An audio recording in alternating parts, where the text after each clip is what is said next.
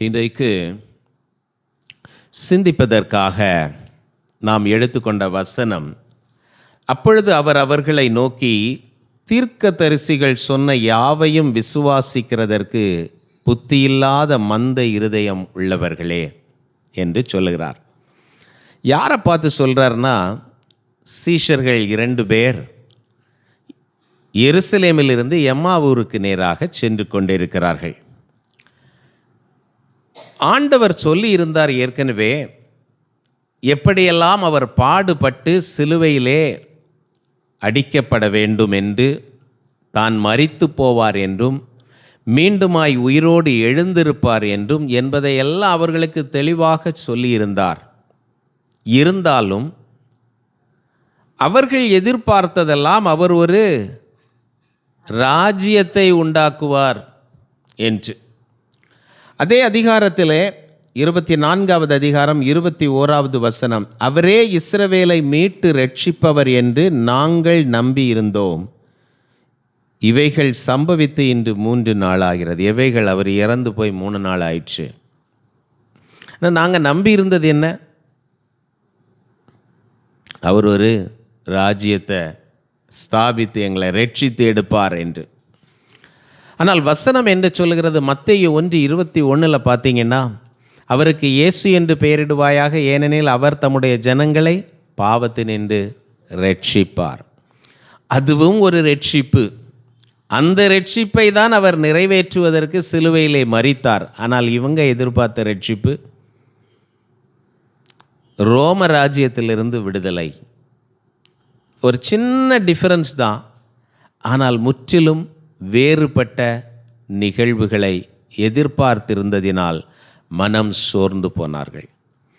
இன்னைக்கு நம்முடைய எதிர்பார்ப்பும் தேவன் நமக்கு வாக்கு பண்ணி இருக்கிறதும் பெர்ஃபெக்ட் அலைன்மெண்ட்டில் இருந்ததுன்னா நம்ம எப்பவும் சந்தோஷமாக இருக்க முடியும்.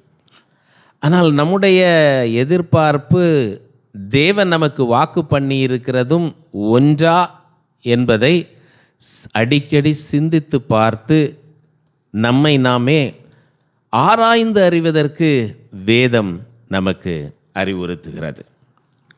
தொடர்ந்து நாம் பார்க்கும் பொழுது, இந்த விசுவாசிக்கிறதற்கு என்று சொல்லப்பட்டிருக்கும் பொழுது, விசுவாசம் என்றால் என்ன என்பதையும் மீண்டுமாய் ஒரு விசை நாம் யோசித்து பார்க்க வேண்டும். இவர்கள் எதிர்பார்த்தது என்ன? எங்களுக்கு ரோம ராஜ்யத்திலிருந்து, இது அடிமைத்தனத்திலிருந்து எங்கள் யூதர்களாகி எங்களை அவர் விடுவிக்க வேண்டும். இது ப்ரீ கன்சீவ்டு நோஷன், மைண்ட் அப்படியே செட் ஆகியிருக்கு. இன்னைக்கு நம்முடைய மனது சில ப்ரீ கன்சீவ்டு நோஷனோடு தான் உட்கார்ந்துருக்கு, எதிர்பார்த்து கொண்டே இருக்கிறோம். இன்றைக்கி நம்ம என்ன எதிர்பார்த்துருக்கோம்? ஜூன் 4ஆம் தேதி என்ன நடக்கும்னு.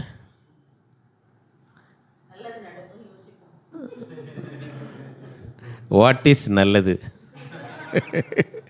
இங்கே தான் பிரச்சனை. ஆண்டவர் அதை தான் சொல்கிறாரு. தீர்க்கதரிசிகள் மூலமாய் சொன்ன யாவையும் விசுவாசிக்கிறதற்குன்னு ஜென்ரலாக சொல்கிறாரு. ஏன்? அவங்க ரோமருடைய அடிமைத்தனத்திலிருந்து விடுதலை ஆகிறது நல்லது தானே. ஆனால் அவர் எதிர்பார்த்தது வேற, ஆண்டவர் வாக்குத்தத்தம் பண்ணினது வேற. இதைத்தான் விளங்கி கொள்ளாமல் இருக்கிறவர்களை பார்த்து புத்தி இல்லாத மந்த இருதயம் உள்ளவர்களேன்னு சொல்கிறார். என் ஜனம் அறிவில்லாமல் சாகிறது என்று ஏசாயாவில் சொல்லியிருக்கிறாரு. என்ன அறிவு என்பதை இந்த பின்னணியத்திலே நாம் இன்றைக்கு பார்ப்போம். விசுவாசம் என்றால் என்ன? ஒரு தேவ மனிதர், நல்லா ஒழுங்காக சர்ச்சுக்கு போகிறவர், அவர் என்ன நடந்தாலும் என்ன சொல்லுவார்னா, ஆண்டவர் சித்தம், ஆண்டவர் சித்தம், பிரைஸ் தி லார்ட். என்ன நடந்தாலும். அவர் ஒய்ஃப் அப்படி இல்லை, என்னங்க நம்ம இப்படி இல்லை ஜெபம் பண்ணோம், இப்படி நடந்துச்சே அப்படின்னா, ஆண்டவர் சித்தம் எல்லாம் நடத்துவாருமா அப்படின்னு வாயை மூடிடுவாராம். எப்போ பார்த்தாலும் அப்படியே தான் சொல்லுவார். கடைசி வரை இப்படியே தான் லைஃப் போயிட்டே இருக்குது. நம்ம ஜெபம் பண்ணது கரெக்டாக, நம்ம எதிர்பார்க்கறது கரெக்டாக, ஆண்டவர் என்ன சொல்லி இருக்கிறாரு நமக்கு என்பதை சிந்தித்து பார்க்குறதே கிடையாது. அவருடைய ரொட்டீனாக செஞ்சிட்ருப்பார், அது நடந்துக்கிட்டே இருக்குது. எல்லாம் ஆண்டவர் ஆண்டவர் அப்படியே போயிட்டே இருக்கும். ஆனால் அவருடைய மனைவி நேரே மாறான ஒரு கருத்து. என்னங்க எப்போ பார்த்தாலும் நம்ம ஜெபம் பண்ணுறது ஒன்று, நடக்கிறது இன்னொன்றா இருக்குது. நம்ம எதிர்பார்க்குறது ஒன்று, நடக்கிறது இன்னொன்றா இருக்குது. இப்படியே வாழ்க்கை வாழ்ந்து முடிச்சிட்டாங்க. இன்றைக்கி கூட பலர் இப்படி, ஒருவேளை கணவன் அப்படிப்பட்டவராக இருப்பார், இல்லைன்னா மனைவி இப்படிப்பட்டவங்களாக இருப்பாங்க. இப்படியே வாழ்ந்து வாழ்க்கையை ஓடி முடித்து விடுறோம். ஆனால் விசுவாசம் என்பது அதுவா? கண்ணை மூடிட்டு நம்ம மனசில் நினைக்கிறதெல்லாம் நடக்கும்னு எதிர்பார்த்து கொண்டே இருக்கிறதா விசுவாசமா? இல்லை வேறு ஏதாவது? அதுக்குன்னு ஒரு லட்சணம். விசுவாசம்னா என்னது? விசுவாசம் ஈக்குவல் டு நம்பிக்கைன்னா இல்லை. நீ எதை நம்புகிற என்பதை சிந்திக்க வேண்டும். முதலாவதாக விசுவாசத்தை பார்க்கும்போது ஒரு சின்ன டெஃபினிஷனாக சொல்லணும்னா, முதலாவது தேவனுக்கு நம்மை அர்ப்பணிப்பது விசுவாசம். அர்ப்பணித்து என்ன செய்யணும்? எல்லாத்தையும் சேர்த்து ஒரே சென்டென்ஸாக முதல்ல முடிச்சுருவோம். அர்ப்பணித்து எத்தனை பாடுகள் வந்தாலும் அவருடைய சித்தத்தையே செய்ய வேண்டும் என்று வாஞ்சிப்பது. செய்வதுன்னு நான் சொல்லலை, மிஸ்டேக் பண்ணிடக்கூடாது. விசுவாசம் என்பது நம்முடைய ஒரு நிலைப்பாட்டை குறிக்கிறது. விசுவாசம் என்பது நம்முடைய மனதின் நிலைப்பாட்டை குறிக்கிறது. அப்போது முதலாவது தேவனுக்கு நம்மை அர்ப்பணித்து எத்தனை பாடுகள் வந்தாலும் அவருடைய சித்தத்தையே செய்வேன் என்று வாஞ்சித்து செயல்படுவது. இவ்வளோதான். வாஞ்சித்து செயல்படுவதுன்னு சொல்லும்போது நான் முயற்சி பண்ணுவேன். எதுக்கு முயற்சி பண்ணுவேன்? அவருடைய சித்தத்தை செய்யணுன்ட்டு. அந்த சித்தத்தை செய்யணும்னு நான் முயற்சி பண்ணும்போது எனக்கு என்ன பிரச்சனை வந்தாலும், பாடுகள் வந்தாலும், அந்த பாடுகள் வழியாக போகிறதற்கு நான் தயங்க மாட்டேன். அப்போ பாடுகள் வந்த உடனே நமக்கு என்ன ஆகும்? கால் பேக் அடிக்கும்ல. அப்போ கால் பின்னுக்கு போகுதுன்னா அப்போ உதவி செய்கிறதுக்கு யார் வருவார்? அவர் வருவார். ஏன்? என்னுடைய வாஞ்சை அவருடைய சித்தத்தை செய்வது என்பது. யோவான் 6:38 வாசிச்சிங்கன்னா, என்னை அனுப்பின பிதாவின் சித்தத்தை செய்வதற்கே நான் வந்தேன்னு இயேசு கிறிஸ்து தான் நமக்கு மாதிரியாக காமிச்சிருக்கிறார். அவருக்கு இன்னொரு சித்தம் இருந்துச்சு. இந்த பாத்திரம் என்னை விட்டு நீங்கட்டும், என்னால் முடியாது, ஆனால் என்னுடைய சித்தம் அல்ல உம்முடைய சித்தம் என்று சொன்னார். அப்போ நம்ம நன்றாக கவனிக்க வேண்டியது, இயேசு கிறிஸ்துவுக்கே அப்படி தான் மனதுன்னா நமக்கும் பாடுகள் வரும் பொழுது கால் பின்னுக்கு போகலாம், நாம் தவறலாம். அவருடைய சித்தத்தையே செய்வேன் என்று வாஞ்சிக்கிற மனதின் நிலைப்பாடு விசுவாசம். ஆனால் உண்மையாக வாஞ்சிக்கணும். சும்மா கடமைக்கு வாஞ்சிக்கிறேன்னு சொல்லிட்டு வாழுகிறது அல்ல. உண்மையாய் வாஞ்சிக்கும் பொழுது தவறுகள் வந்தாலும் தேவன் நம்மை மீண்டும் நிலைநிறுத்துவார், என்னை ஆசீர்வதித்து ஆதரிப்பார் என்று அவர் மேலே ஒரு நம்பிக்கை, எதிர்பார்ப்பு, இதெல்லாம் சேர்ந்து வருகிறது தான் விசுவாசம். அப்போது முதலாவதாக நாம் அவருக்கு நம்மை அர்ப்பணித்திருக்கிறோம். ஆகையினால தான் நம்ம ஞான ஸ்நானத்துக்குள்ளாக போயிருக்கிறோம். முதல் ஃபண்டமெண்டல் இல்லையா? நம்மை அர்ப்பணித்திருக்கிறோம். ஆனால் அர்ப்பணித்தவர்கள் நாம் அவருடைய சித்தத்தையே செய்வது எத்தனை பாடுகள் வந்தாலும். சிலருடைய மனதின் நிலைப்பாடு அவருடைய சித்தத்தை செய்யணும்னு நம்ம நினச்சி அவர் நம்ம கூட இருந்தால் கஷ்டமே வராதுன்ட்டு. அப்படி கிடையாது. அப்போஸ்தலர் நடபடிகள் 14வது அதிகாரம் ஒரே ஒரு வசனத்தை சொல்லி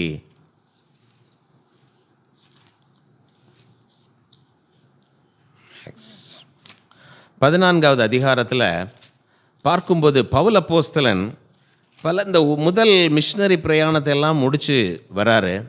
லீஸ்திரா என்கிற பட்டணத்தில் வரும்போது எல்லா இடத்துலையும் ஜனங்கள் அநேகர் கிறிஸ்துவின் சுவிசேஷத்தை ஏற்றுக்கொள்ளுகிறார்கள். இதெல்லாம் நடக்குது. ஆனால் அங்கே வந்தோடனே ஒரு தாயின் வயிற்றிலிருந்து பிறந்த இது முதல் சப்பானியாக இருக்கிற ஒரு மனுஷன் சுகமாயிடுறான், எழுந்து நடக்கிறான். எல்லாரும் உடனே இவங்க தான் கடவுள்னு சொல்லி கும்பிட வந்துடுறாங்க.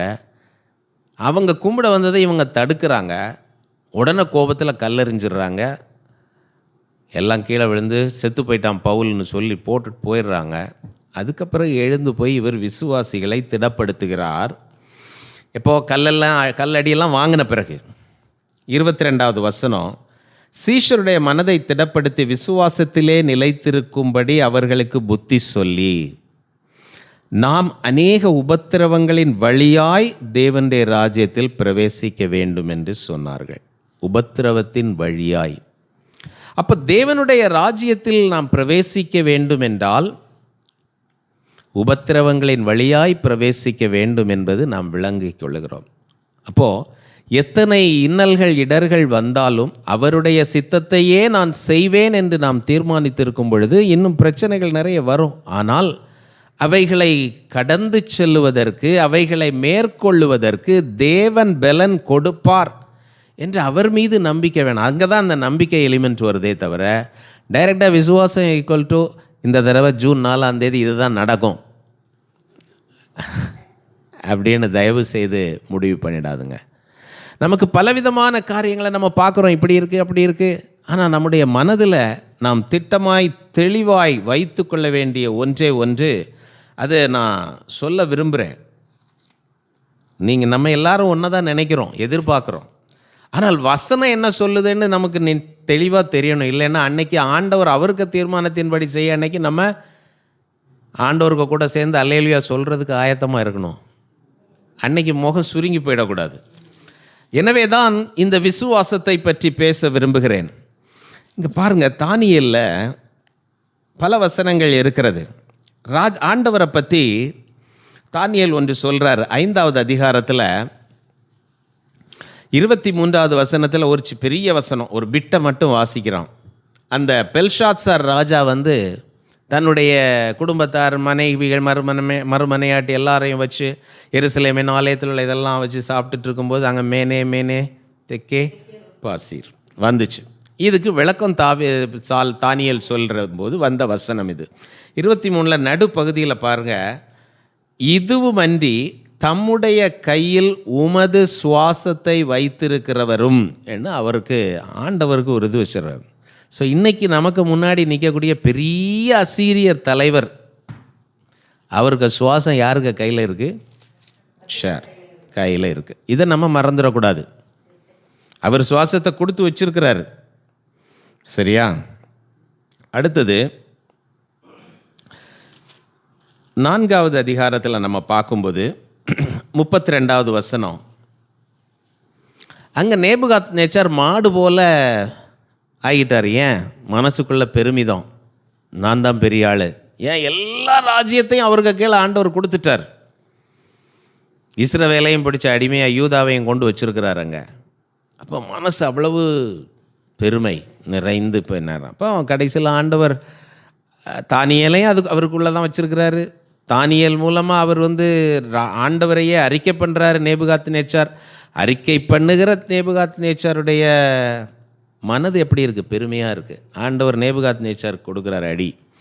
அப்போ சொல்கிறாரு தானியேல் 4:32, இப்படியே உன்னதமானவர் மனுஷருடைய ராஜ்யத்தில் ஆளுகை செய்து தமக்கு சித்தமாயிருக்கிறவனுக்கு அதை கொடுக்கிறவர் என்பதை நீ அறிந்து கொள்ளு மட்டும் 7 காலங்கள் உன்மேல் கடந்து போகும். அப்போ யார்? ஆண்டவர் தான் ராஜ்யத்தை யாருக்கு கொடுக்கணும், எவ்வளவு நாள் கொடுக்கணும், 1 டேர்மா 2 டேர்மா 3வது டேர்ம் கொடுக்கணுமா வேண்டாமா, எல்லாம் அவர்கிட்ட இருக்குது.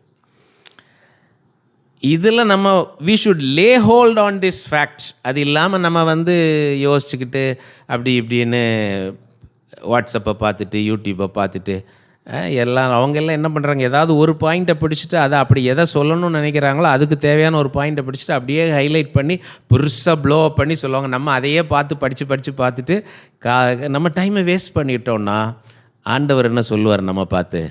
தீர்க்கதரிசிகள் சொன்ன யாவையும் விசுவாசிக்கத்தக்கதாக. விசுவாசம்னா இப்போ என்னதான் நடந்தாலும் அவருடைய சித்தத்தை செய்வதற்கு நான் என்னை அர்ப்பணித்திருக்கிறேன், ஆகையினால் நான் அதற்கு நேராக முயற்சி செய்வேன் என்று வாழ்ந்து காட்டுகிற ஒரு நிலைப்பாடு, மனதின் நிலைப்பாடு. அப்போ இதெல்லாம் பார்த்து நம்ம இருதயத்தில் ஆண்டவர் ஆளுகை கொடுத்தா அவர் ஆளுவார், இல்லைன்னா அவர் ஆள மாட்டார், இப்படி என்ற ஒரு மனதின் நிலைப்பாட்டை இன்றைக்கி நம்ம ஃபிக்ஸ் பண்ணிக்கணும். ஆனால் ஃபிக்ஸ் பண்ணிவிட்டு சும்மா இருக்கக்கூடாது. ஆண்டவர் என்ன சொல்கிறார் என்பதை கவனிக்க வேண்டும். எசேக்கியேலின் புஸ்தகத்தை எடுத்துக்கலாம். இப்போ நமக்கு நம்ம நினச்சதை ஆண்டவர் தரணும் அப்படின்னு நம்ம நினைக்கிறோம்ல. ஆண்டவர் அதை தான் சொல்கிறார். 36வது அதிகாரத்தில் 37வது வசனம், எசேக்கியேல் 36:37, கர்த்தராகிய ஆண்டவர் சொல்லுகிறது என்னவென்றால், இஸ்ரவேல் வம்சத்தாருக்கு நான் இதை அனுக்கிரகம் செய்யும்படி அவர்கள் என்னிடத்தில் விண்ணப்பம் பண்ண வேண்டும். அதுக்கு முன்னாடி சொல்கிறாரு, நான் இப்படியெல்லாம், அதுக்கு ப்ரீவியஸ் வசனத்தை பார்த்தீங்கன்னா, நான் எல்லாத்தையும் நிர்மூலமாகினது எல்லாத்தையும் திரும்ப கட்டுவேன், எல்லாம் பாசிட்டிவாக சொல்லிட்டு சொல்கிறாரு, நான் இப்படி தான் செய்யணும்னு நினைக்கிறேன், ஆனால் அவன் என்கிட்ட என்ன கேட்கணும், விண்ணப்பம் பண்ண வேண்டும். ஆண்டவர் அதை எதிர்பார்க்கிறார். நம்ம அதை மறந்து போகவே கூடாது. எனவே இந்த நாட்களில் நம்ம செய்ய வேண்டியது ஒன்று, முதலாவது நம்முடைய விசுவாசத்தை சோதித்து பார்க்கணும். நம்ம do we have the right faith, சரியான விசுவாசம் நம்மகிட்ட இருக்கா? இல்லை நம்மளா மனசை செட் பண்ணிக்கிட்டு இதுதான் அப்படின்னு நினச்சிக்கிட்டு அதுக்காகவே ஜோம் பண்ணிக்கிட்டு அப்படி இருக்கிறோமா? 72 மணி நேர ஜெபம் 8ஆம் தேதியிலேருந்து 11ஆம் தேதி வரை நடந்துச்சு.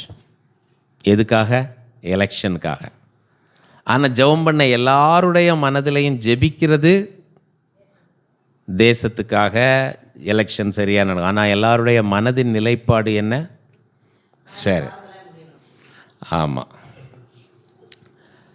மாறுதெல்லாம் முடிப்பது தேவனுடைய சித்தம் என்பதை நான் முதலாவது அதை ஒப்பு கொடுத்துட்டு ஜெபிக்கணும். அப்போது கடைசியாக அந்த ஆரம்ப ஜெபம் 8ஆம் தேதி ஈவினிங் நடந்துச்சு ஏஜி சர்ச்சில்.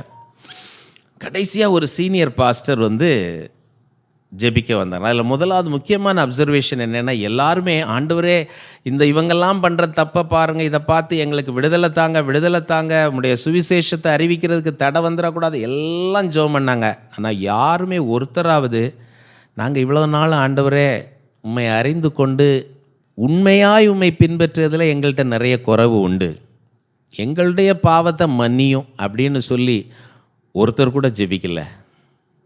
அது ஒன்று. இன்னொன்று, 2வது காரியம், எரேமியா 29 குறிப்பிட்டு அழகாக ஒரு போதகர் முடித்தார். அது ரொம்ப பாசிட்டிவாக இருந்துச்சு. எரேமியா 29:11, நீங்கள் எதிர்பார்த்திருக்கும் முடிவை உங்களுக்கு கொடுக்கும்படிக்கு, இல்லை நான் இது என்னென்னா, இப்போது ஒரு பக்கம் நம்ம அப்படி சிரிக்கலாம், எதுவானா இருந்தாலும் பாஸ்டர் அவர் சொல்கிறத நான் நம்புகிறேன். நாங்கள் உபவாசித்து எல்லாம் ஜெபித்து எல்லாம் பண்ண டைமில் ஆண்டவர் என்கிட்ட கேட்டார், நீ ஆண்டவரே என்ன நடக்கும்னு கேட்குற, நீ என்ன நடக்கணும்னு நினைக்கிற அப்படின்னு கேட்டார். கேட்டுட்டு இந்த வசனத்தை கொடுத்தார் அப்படின்ட்டு. நான் அதை உண்மை எடுத்துக்கலாம்.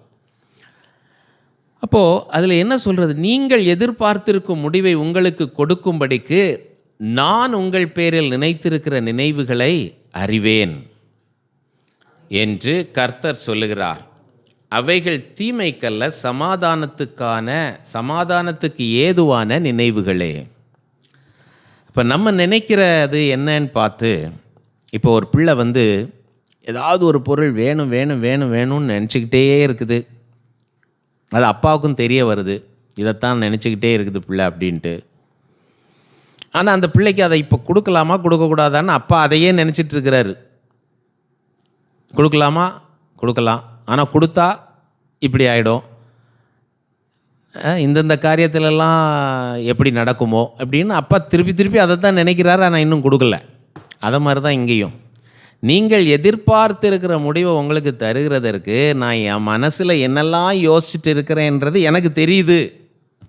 நீ எதிர்பார்த்துருக்கிற முடிவு எனக்கு தெரியுதுன்னு சொல்லலை. நீ முடிவை தாரதுக்கு நான் மனசை குழப்பிக்கிட்டே இருக்கேன் பாரு, அது எனக்கு தெரியுது. ஆனால் அல்டிமேட்டாக என்னுடைய decision is going to be for your peace, உன் சமாதானத்துக்கு ஏதுவான முடிவுகளை.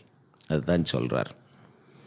இப்போது ஆண்டவர் இப்படி சொல்லிட்டு கீழே என்ன சொல்கிறாரு, கீழே அதுக்கு முன்னாடி 10வது வசனம், பாபிலோனிலே 70 வருஷம் நிறைவேறின பின்பு நான் உங்களை சந்தித்து உங்களை இவ்விடத்துக்கு திரும்பி வர பண்ணும்படிக்கு உங்கள் மேல் என் நல்வார்த்தையை நிறைவேற பண்ணுவேன் என்று கர்த்தர் சொல்லுகிறார். அப்போது பாபிலோனில் 70 வருஷம் அப்படின்றது ஆண்டவர் ஏற்கனவே முன் குறித்தது. அது நிறைவேறின பின்பு இதை தருவேன்னு தான் சொல்கிறாரு.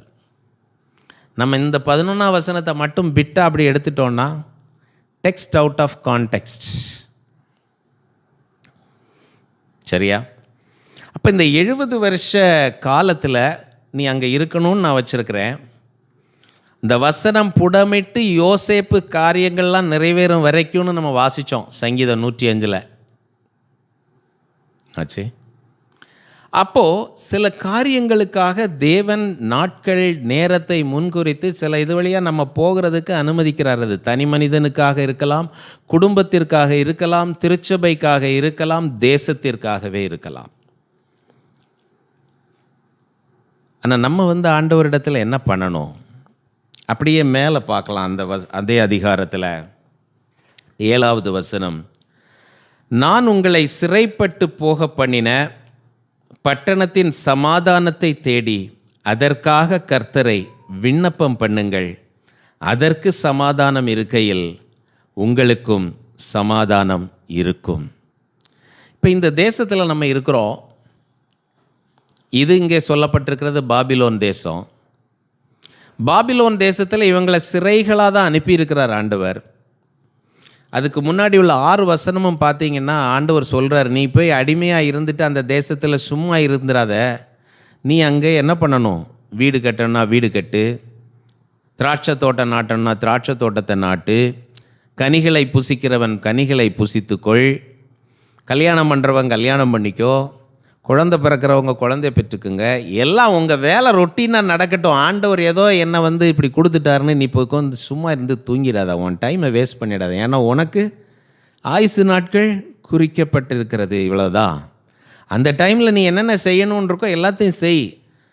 6வது வசனத்தில் கடைசி பார்த்தீங்கன்னா, நீங்கள் அங்கே குறுகாமல் பெருகி நான் உங்களை சிறைப்பட்டு போக பண்ணின பட்டணத்தின் சமாதானத்தை தேடி. அப்போது இந்த தேசத்தில் நம்ம இருக்கிறோம். இந்த தேசத்தில் நமக்கு கொடுக்கப்பட்டிருக்கிற நாட்களில் நாம் குறுகாமல் பெருக வேண்டும். இது இப்படி இருக்கே, இது அப்படி இருக்கேன்னு நினச்சி பின்மாற்றத்திற்குள்ளாக ஒருபோதும் போகக்கூடாது. இப்போ மீண்டுமாய் விசுவாச டெஃபினிஷனை பார்ப்போம்.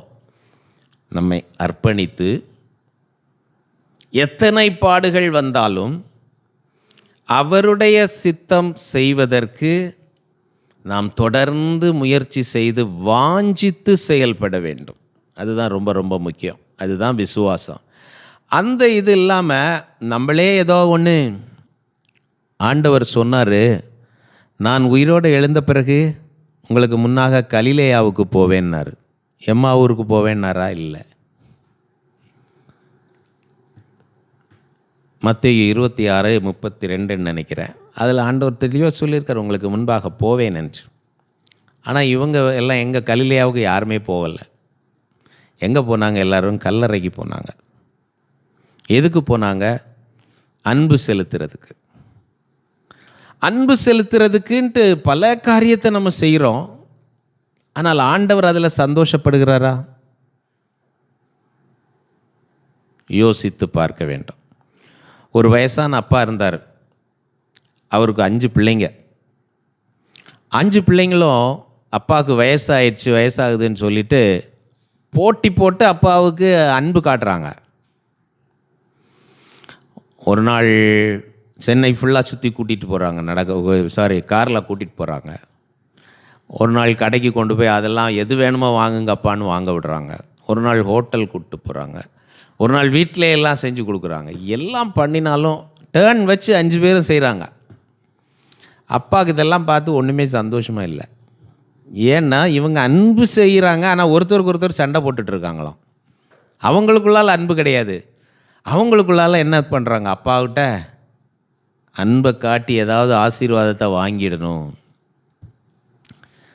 இன்றைக்கு பலருடைய வாழ்க்கையில் நம்ம அப்படி தான் இருக்கிறோம். ஆண்டவருடைய சித்தம் என்ன? நம்ம ஒருத்தருக்கு ஒருத்தர் அன்பாக இருப்பது. கொலோசையர் 3வது அதிகாரம்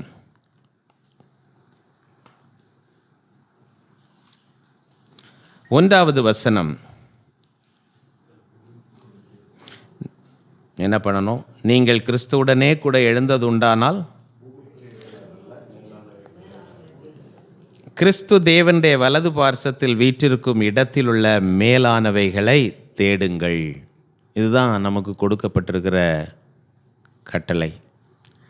இயேசு கிறிஸ்து அன்னைக்கு சொன்னார், தீர்க்கதரிசிகள் மூலமாக சொல்லப்பட்டவைகளை விசுவாசிக்கத்தக்கதாக. இன்றைக்கு நமக்கு அப்போஸ்தலர் மூலமாக தேவன் வெளிப்படுத்தி இருக்கிற காரியங்கள், நமக்கு பரிசுத்த ஆவியானவர் கொடுத்திருக்கிற போதனைகள். ஆண்டவர் என்ன சொன்னார் கடைசியாக யோவான் 16 பார்க்கும்போது, இப்போ நான் உங்களுக்கு இன்னும் நிறைய சொல்லணும்னு நினைக்கிறேன். அதை எல்லாத்தையும் இப்போ உங்களுக்கு சொன்னால் உங்களால் அது புரிஞ்சிக்க முடியாது. நான் போன பிறகு தேற்றவாளன் வருவார், பரிசுத்த ஆவியானவர் வந்து எல்லாவற்றையும் உங்களுக்கு போதிப்பார். அதற்கு பிறகு பரிசுத்த ஆவியானவர் மூலமாய் ஏவப்பட்டு அப்போஸ்தலர்களால் எழுதப்பட்ட நிருபங்கள் எல்லாம் பரிசுத்த ஆவியானவரால் தேவன் நமக்கு கொடுத்திருக்கிற போதனைகள். இதெல்லாம் தான் டீச்சிங். ஆனால் நாம் இதை செய்கிறோமா, இல்லை பூமிக்குரியவைகளை நாடிக்கொண்டே இருக்கிறோமா? இதுக்கு கீழே நீங்கள் இனி 3வது அதிகாரத்தை டீட்டெயில்டாக பார்த்தோன்னா நமக்கு இப்போ டைம் இல்லை.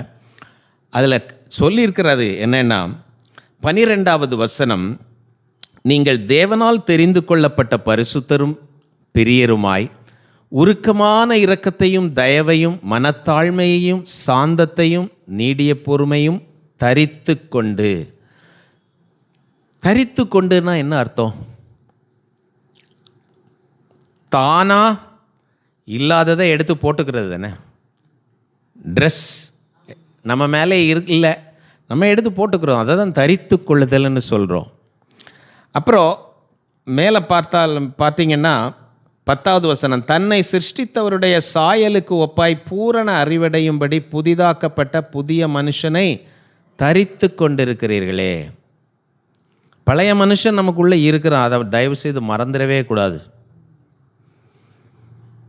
ஒருவன் கிறிஸ்துவுக்குள்ளே இருந்தால் புது சிருஷ்டியாக இருக்கிறான், பழையவைகளெல்லாம் ஒளிந்து போயினன்ற வச்சுட்டு பழைய மனுஷன் உள்ளே இல்லைன்னு நினச்சிடாதுங்க. பழைய மனுஷன் உள்ளே இருக்கிறார், ஜென்ம சுபாவம் உள்ளே இருக்குது. ஆனால் இந்த புதிய மனுஷனை நாம் தரித்து கொண்டிருக்கிறீர்களேன்னு சொல்லப்படும் பொழுது, அந்த புதிய மனுஷன் நமக்குள்ளாக வந்து நம்மை அதிகமாய் ஆளுகை செய்வதற்கு நம்ம விட்டு கொடுக்கும்போது பழைய மனுஷன் சுருங்கி போயிடுவான், புதிய மனுஷன் பெரிய ஆளாயிடுவான். இவ்வளோதான். ஜென்ம சுபாவம் போகிறதில்லை. என் தாய் என்னை, ஏற்கனவே ரட்சிக்கப்பட்ட தாய், அதுவும் உண்மைதான். ஏன்னா அந்த சீடு வந்து எங்கேயுமே உள்ளதான் இருக்கும். எந்த ஒரு மரம் வளர்ந்தாலும் அந்த விதையில் இருக்கக்கூடிய அடிப்படை தன்மை தான் கடைசி வரை இருக்கும். அதை வந்து நம்ம மாற்ற முடியாது. அப்போ அந்த விதையில் இருக்கக்கூடிய அடிப்படை தன்மையை மேற்கொள்வதற்கு புதிய மனுஷனை தரித்து கொண்டீர்களே. அந்த புதிய மனுஷனை நம்ம எவ்வளவு அலோவ் பண்ணுறோம் நம்மளை ஆளுகை செய்வதற்கு. 14வது வசனத்தையும் பாருங்கள், அன்பை தரித்து கொள்ளுங்கள். இதெல்லாம் தான் ஆண்டவர் மேலானவைகளை நாடுங்கள் என்று சொன்னதில் உள்ள பல அம்சங்கள். ஆனால் நம்ம இதெல்லாம் விட்டுட்டு ஆண்டவரை பிரியப்படுத்துகிறேன்ட்டு போய் என்னென்னமோ செஞ்சிட்ருக்குறோம். எத்தனையோ காரியங்கள். நிறைய ப்ரேயரில் போய் பங்கு பெறுகிறோம். எதுக்காக?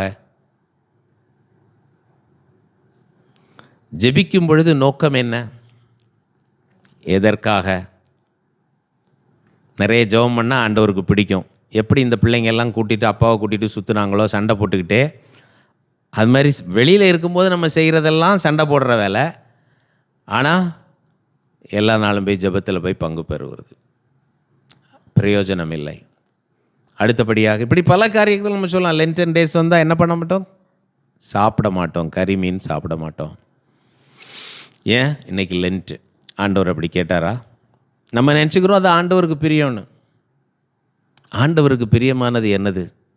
தீர்க்கதரிசிகள் உரைத்த எல்லாவற்றையும் விசுவாசிக்கத்தக்கதான புத்தியுள்ள இருதயம் நமக்கு வேணும். சரி, இன்றைக்குள்ள நிலைப்பாடு என்ன? இப்போது இன்றைக்கி நம்ம என்ன பண்ண போகிறோம்? இன்றைக்கின்னா இப்போ தொடர்ந்து செய்ய வேண்டியது, இனி நிறைய எத்தனை ஃபேஸ் ஆஃப் எலெக்ஷன் இருக்குது சுப்பிரமணியம்? இன்னும் 7 இருக்கா? மொத்த 7ல் இனி 6. Right, okay. அப்போ இதுக்கு நம்ம எப்படி ஜெபிக்க போகிறோம்? நம்முடைய வாஞ்சை என்ன? ஆண்டவர்கிட்ட தைரியமாக சொல்லலாம். ஆனால் அதோட நிறுத்திட மட்டும் கூடாது. ஆண்டவரே, உம்முடைய சித்தம் என்னதோ அது நிறைவேறட்டும், அதுதான் எனக்கு ஆசீர்வாதமாக இருக்கும். எனக்கு நீர் பலனை தாரும், அது வழியாக கடந்து போகிறதுக்கு பலனை தாரும். இப்படி நடந்தால் அப்படி ஆகிடும், அப்படி ஆகிடும்னு நமக்கு ஸ்பெக்குலேஷன் எல்லாம் நிறுத்திடுவோம். நம்ம ஸ்பெக்குலேட் பண்ணுறதெல்லாம் வேஸ்ட்டு. ஆண்டவர் காரியத்தை மாற்றி அமைக்கிறது அவருடைய காரியம். ரொம்ப லேசாக ஈஸியான காரியம் அவருக்கு. நம்ம நினைக்காத விதத்திலெல்லாம் வேலைகள் நடக்கும். அதனால் விண்ணப்பம் பண்ண வேண்டும். அந்த விண்ணப்பம் பண்ணுறதை மட்டும் ஒரு வசனத்தை சொல்லி முடிக்க விரும்புகிறேன். விண்ணப்பம் பண்ணுறது ஆண்டவர் எப்படிப்பட்ட விண்ணப்பத்தை எதிர்பார்க்கிறார்? தேசத்துக்காக விண்ணப்பம் பண்ணுங்கன்னா, ஆண்டவரே இந்தியாவை ஆசீர்வதியும், இந்தியாவை ஆசீர்வதியும், இந்தியா. எவ்வளோ நேரம் அப்படி சொல்கிறது? ஆண்டவர் எசேக்கியேல் 9வது அதிகாரத்தில் அந்த இஸ்ரவேல் ஜனங்களுடைய யூதா தேசத்தின் பாழ்கடிப்புகளை எல்லாம் பார்த்து வருத்தத்தோடு எசேக்கியேல் எங்கே இருக்கார்? பாபிலோனில் சிறைப்பட்டு போனார். 3 முறை சிறைப்பட்டு போனாங்க. செகண்ட் எக்ஸைலில் போனவர் எசேக்கியேல். அந்த செகண்ட் எக்ஸைலுக்கு பிறகு 11 வருடங்கள் கழித்து 3வது எக்ஸைல், அடிமைத்தனம். அப்போ தான் எருசலேம் ஆலயமெல்லாம் அழிக்கப்பட்டு தரைமட்டமாகுது. அது வரைக்கும் இங்கே ஒரு கூட்டம் இன்னும் இருக்குது எருசலேமில். இந்த 11 இயர்ஸ் பீரியடில் ஆண்டவர் அங்கே கொடுத்த தீர்க்க தரிசன வார்த்தைகள் இது எசேக்கியேல் மூலமாக. அப்போ ஆண்டவர் சொல்கிறார், 9வது அதிகாரம் 3-4 வசனங்கள் வாசிக்கிறேன். எசேக்கியேல் 9:3-4. அப்பொழுது இஸ்ரவேலின் தேவனுடைய மகிமை கேருபின் மேலிருந்து எழும்பி ஆலயத்தின் வாசற்படியிலே வந்து சணல் நூல் அங்கி தரித்து தன் அறையிலே கணக்கனுடைய மைக்கூட்டை வைத்திருக்கிற புருஷனை கூப்பிட்டு, என்ன சொல்லுது? அதுக்கு மேலே வாசிங்கன்னா 6 புருஷர்களை வர வைக்கிறாரு. 6 பேர் வந்து நிற்கிறார். தரிசனம், எருசலேமை குறித்ததான தரிசனம் யாருக்கு? எசேக்கியேலுக்கு. அதில் ஒருத்தர் மட்டும் சணல் நூல் தரித்தவர். மைக்கூடு, இங்க் அவர்கிட்ட இருக்குது. பழைய காலத்தில் மைக்கூடுன்னு ஒரு டப்பாவில் இங்க் இருக்குது, அதை தொட்டு தொட்டு எழுதுவாங்க. சரி, அது அந்த கான்டெக்ஸில் வருது.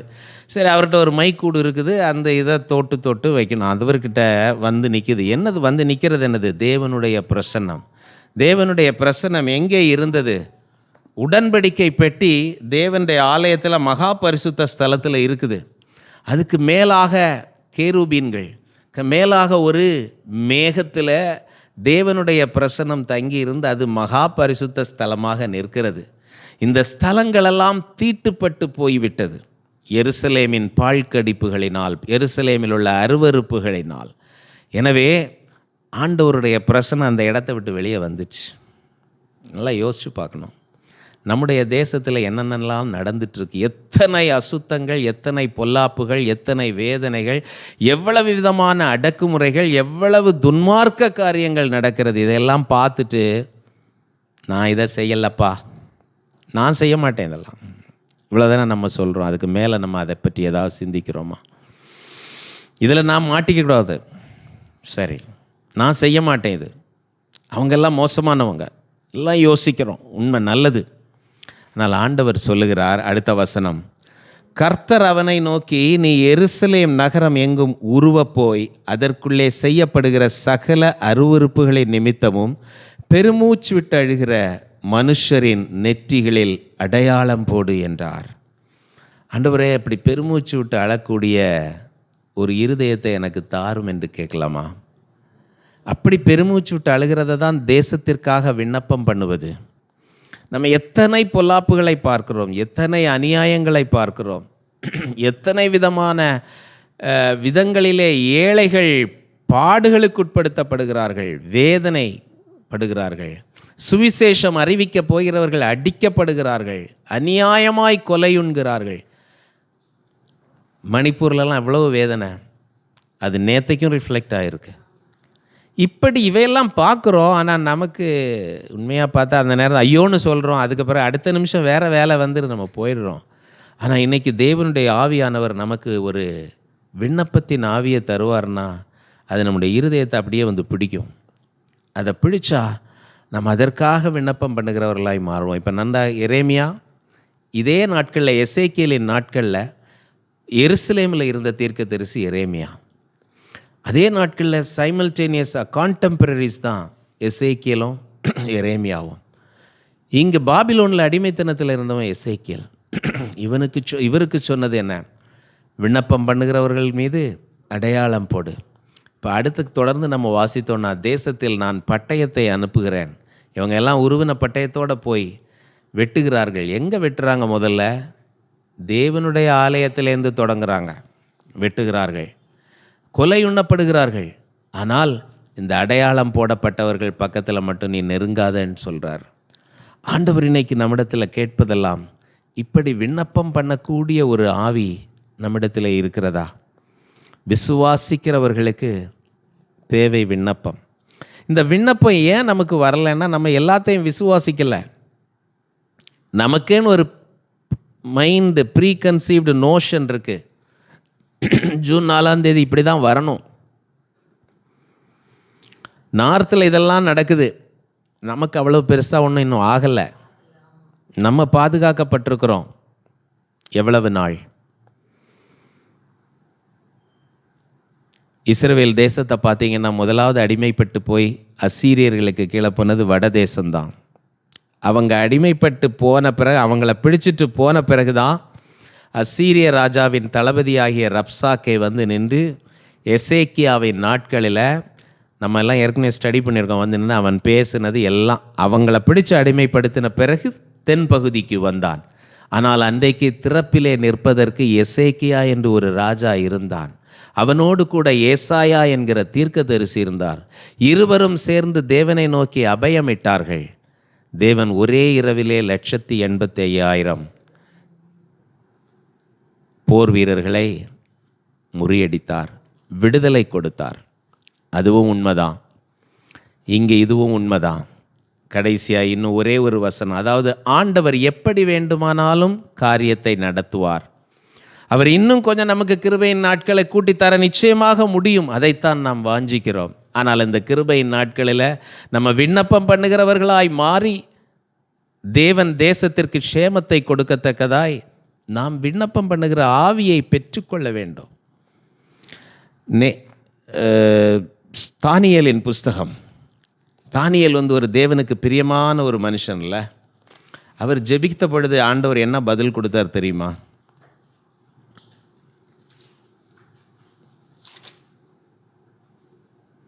தானியேல் 9வது அதிகாரம் எடுத்துக்கொள்வோம்.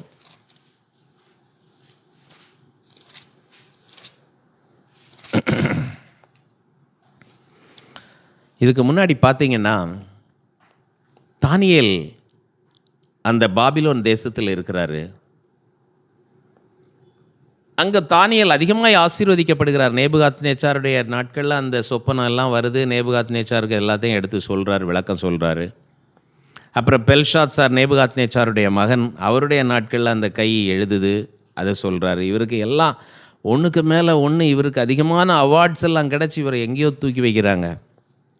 தரியு ராஜா வந்த உடனே புதுசாக இவரை எப்படியாவது கீழே தள்ளிடணும்னு நினச்சி சிங்கக்கெபியில் போடத்தக்கதாய் ஒரு நிருபம்லாம் எழுதி எழுத்தெல்லாம் ஆச்சு. இதெல்லாம் நமக்கு தெரியும், எல்லாம் எழுதினார். அப்படி எல்லாவற்றையும் மேற்கொண்டு மேலாக தானியேல் வருகிறார். ஆனால் தானியேலுக்கு 2 தரிசனத்தை ஆண்டவர் கொடுக்குறார். இந்த 2 தரிசனத்திலையும் பிற்பாடு நாட்களிலே தேசங்கள் எப்படியெல்லாம் மாறும், கடைசி காலங்கள் என்பதை அவர் பார்க்கிறார். இதையெல்லாம் பார்த்த உடனே அவர் 9வது அதிகாரத்தில் அவர் ஜெபிக்க ஆரம்பிக்கிறார். இந்த 9வது அதிகாரத்தை இப்போ நமக்கு முடியாது, டைம் இல்லை. வீட்டில் தயவு செய்து போய் ஜெபிங்க. தானியேல் எந்த தப்பு செஞ்சாரா சொல்லுங்கள் பார்க்கலாம். பைபிளில் 2 புருஷர்களை தப்பு இல்லாமல் இருக்காங்கன்னு சொன்னால் அதுலேயும் ஒருத்தரை தான் பெர்ஃபெக்டாக சொல்ல முடியும்னா தானியேல் தான். எந்த தப்பும் அவரை பற்றி இங்கே ரெக்கார்டில் இல்லை. இன்னொருத்தர்னு நல்லா யோசித்து வச்சு பார்த்தா யோசேப்பு. ஆனால் அவர் கூட அண்ணன் தம்பியெல்லாம் கொஞ்சம் தண்ணி காட்டுவார். இவர் அப்படி கூட கிடையாது. நல்ல பைபிள் கேரக்டர்ஸ் எல்லாம் உட்காந்து சிந்திச்சு பாருங்கள். அப்படி கூட கிடையாது. ஆனால் இந்த தானியேல் ஜெபிக்கிறார். அவர் ஜெபிக்கும்போது பார்த்தீங்கன்னா, நாங்கள் பாவம் செய்து 5வது வசனம், அக்கிரமக்காரராக இருந்து துன்மார்க்கமாய் நடந்து கலகம் பண்ணி உம்முடைய கற்பனைகளையும் உம்முடைய நியாயங்களையும் விட்டு அகன்று போனோம். உமது நாமத்தினாலே எங்கள் ராஜாக்களோடும் எங்கள் பிரபுக்களோடும் எங்கள் பிதாக்களோடும் தேசத்தினுடைய சகல ஜனங்களோடும் பேசின தீர்க்கதரிசிகளாகிய உம்முடைய ஊழியக்காரருக்கு செவி கொடாமற் போனோம். தானியேலா செவி கொடாமல் போனார். He is representing the kingdom of Israel. இந்த ராஜாக்கள் எல்லாம் செய்ததெல்லாம் சேர்த்து ஜெபிக்கிறார். இப்படி எல்லாம் ஜெபித்து 17வது வசனத்தில் வரும்போது, கொஞ்சம் வீட்டில் போய் டைம் எடுத்து கொஞ்சம் இதை படித்து பாருங்கள். இப்படி நம்ம விண்ணப்பம் பண்ண வேண்டும். இப்போதும் எங்கள் தேவனே, நீர் உமது அடியானுடைய விண்ணப்பத்தையும் அவனுடைய கெஞ்சுதலையும் கேட்டு பாழாய் கிடக்கிற உம்முடைய பரிசுத்த ஸ்தலத்தின் மேல் ஆண்டவரின் நிமித்தம் உமது முகத்தை பிரகாசிக்க பண்ணும். அந்த இதுக்கு மேலே உம்முடைய முகத்தை பிரகாசிக்க பண்ணும். எருசலேம் பட்டணம் பால் கடித்து போய் கிடக்குது, ஆண்டவரே நீர் கண்ணோக்கி பாருன்னு சொல்கிறார். அப்போ இதெல்லாம் சொல்லி முடித்த உடனே 21வது வசனத்தில் வந்து அவர்கிட்ட காபிரியேல் பேசுகிறார். அப்படியே நான் ஜெபம் பண்ணி கொண்டிருக்கும் போதே முதல் தரிசனத்திலே நான் கண்ட புருஷனாகிய காபிரியேல் வேகமாய் பறந்து வந்து அந்திப்பலியின் நேரமாகிய வேளையிலே என்னை தொட்டான். அவன் எனக்கு தெளிவுண்டாக்கி என்னோடே பேசி, தானியேலே, உனக்கு அறிவை உணர்த்தும்படி இப்போது புறப்பட்டு வந்தேன். நீ ஜெபம் பண்ணிகிட்டே இருக்கப்பா, உனக்கு அறிவை உணர்த்துறதுக்கு வந்திருக்கிறேன் என்று சொல்லி 23வது அதிகாரத்தில் வசனத்தில் பார்த்தீங்கன்னா, கவனித்து கேட்டு தரிசனத்தை அறிந்து கொள்ளன்னு சொல்லிட்டு கடைசியான வசனத்தில் முடிவு என்ன வருதுன்னு பாருங்கள். அவர் 1 வாரம் அளவும் அநேகருக்கு உடன்படிக்கையை உறுதிப்படுத்தி அந்த வாரம் பாதி சென்ற போது பலியையும் காணிக்கையும் ஒழிய பண்ணுவார். அருவருப்பான செட்டைகளோட பாழாக்குகிறவன் வந்து இறங்குவான். நிர்ணயிக்கப்பட்டிருக்கிற நிர்மூலம் பாழாக்குகிறவன் மேல் தீரு மட்டும் சொரியும் என்றான். அதாவது நியமிக்கப்பட்டிருக்கிற காரியம் தேவனால் நியமிக்கப்பட்டிருக்கிறது நடக்கும்பா, நீ டென்ஷன் ஆகாத. இதுதான் தானியேலுக்கு சொல்லப்பட்டது. ஆனால் எசேக்கியாவோ ஜெபித்த பொழுது ஆண்டவர் உடனே மேலிருந்து தூதனை அனுப்பி உடனே விடுதலை கொடுத்தார். ஆகையினால தேவன் அப்படியும் செய்ய முடியும், இப்படியும் செய்ய முடியும். மனுஷன் ராஜா யாராக இருந்தாலும் ஒருத்தனை தள்ளி இன்னொருத்தனை ஏற்படுத்துகிறவர் அவர். அவனுடைய நாசியின் சுவாசத்தை கையில் வைத்திருக்கிறவர் அவர். இது எல்லாத்தையும் மனசில் வச்சு நம்ம பயப்படாமல் இருந்து இந்த தேசத்தில் உள்ள அருவருப்புகளுக்காக விண்ணப்பம் பண்ணுறது தான் நமக்கு கொடுத்துருக்கிற வேலை. இந்த விண்ணப்பம் பண்ணுறதுக்கு தடையாக வருகிற காரியம், விண்ணப்பம் பண்ணுறது அவருக்கு பிரியம், அவருடைய சித்தம். அதை செய்வதற்கு தடையாக வருகிறது எல்லாவற்றையும் மேற்கொள்வதற்கு அவர் நமக்கு பலன் தருவார், அவர் நமக்கு உதவி செய்வார் என்று நம்பிக்கையோடு ஜெபிப்பதற்கு நம்மை அர்ப்பணிப்பது தான் விசுவாசம். அந்த விசுவாசம் நமக்குள்ள கிரியை செய்கிறதற்கு புத்தியுள்ள இருதயம் வேணும். அதைத்தான் நம்ம இன்னைக்கு கேட்கணும். கண்களை மூடி ஆண்டவரை நோக்கி பார்க்கலாமா?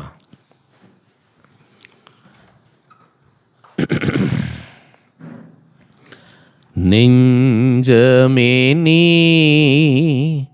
அஞ்சிடாதே, தஞ்சம் இயேசு உன்னரணே. தம் ஜனத்தை சீக்கிரமாய் தம்முடன் சேர்த்து கொள்வார்.